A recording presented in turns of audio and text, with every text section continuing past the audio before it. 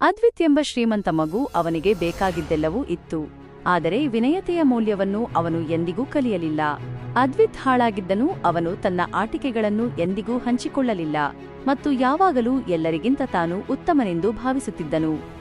ಒಂದು ದಿನ ಅದ್ವಿತ್ನ ಶಿಕ್ಷಕಿ ತರಗತಿಗೆ ಒಂದು ಯೋಜನೆಯನ್ನು ನೀಡಿದರು.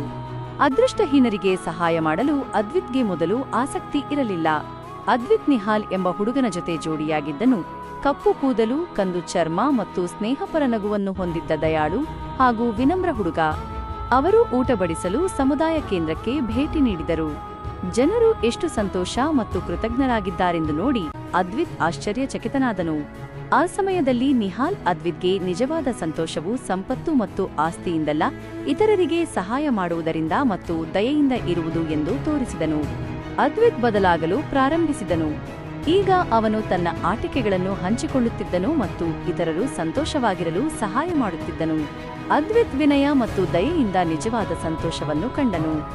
ಅವನು ಉತ್ತಮ ಸ್ನೇಹಿತನಾಗಿದ್ದು ಸಂತೋಷದ ವ್ಯಕ್ತಿಯಾದನು. ಕಥೆಯ ನೈತಿಕತೆ: ನಿಜವಾದ ಸಂತೋಷವು ವಿನಯತೆ ಮತ್ತು ಇತರರಿಗೆ ಸಹಾಯ ಮಾಡುವುದರಿಂದ ಬರುತ್ತದೆ.